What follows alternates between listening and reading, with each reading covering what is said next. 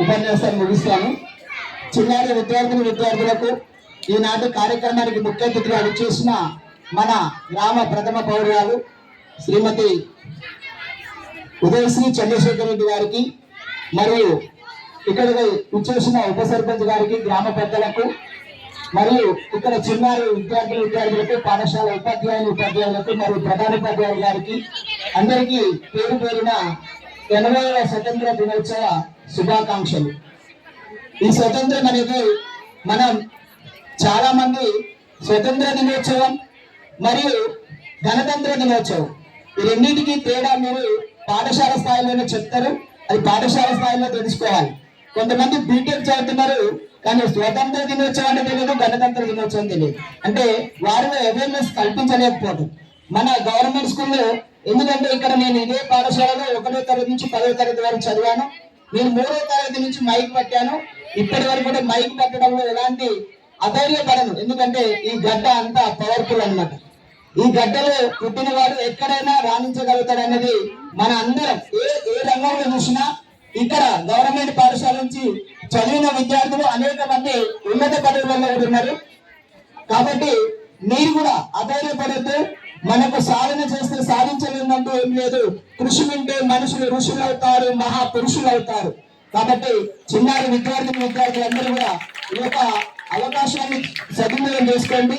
మన పాఠశాలని ఇక్కడ మీరున్న సందర్భంలో సార్ చెప్పారు, మీరున్న సందర్భాలు కూడా కొంత యువకులు అశుభ్రం చేసేటప్పుడు మీరు మన పాఠశాల గుడి కంటే కూడా పవిత్రమైంది బడి.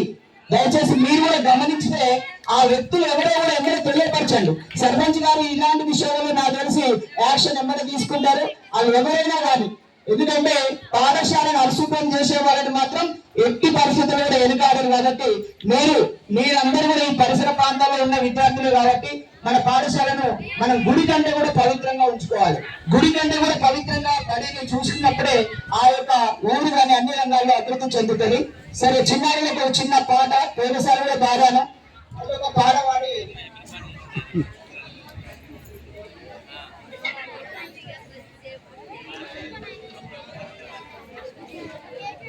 సంఘటనం ఒక యజ్ఞం సమిధగమన జీవనం. సంఘటనం ఒక యజ్ఞం సమిధగమన జీవనం. భరతమాత పాదాలకు మూలం, ఆమె మోము పైన చిరునవ్వులం.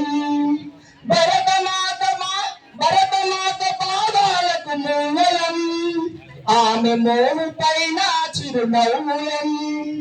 గలగల పారే ఆ జలపాతం నిలిచిందా తన కోసం ఏనాడైనా. నిలమిల మెరిసే ఒక అగ్ని కణం మిగిలిందా తన కోసం ఏ క్షణమైనా. తరతరాల భారతీయ తాపసులది మార్గం, తరతరాల భారతీయ తాపసులది మార్గం. ఆత్మలోని నివేదన అమ్మకు నీరాజనం. సంఘటనం ఒక యజ్ఞం సమిధగమన జీవనం.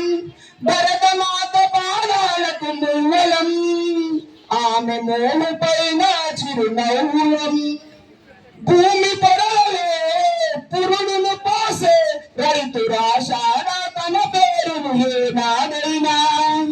ఆ జన్మాంతం సేవలు చేసే తల్లి అడిగిందానవాలు ఏనాడైనా.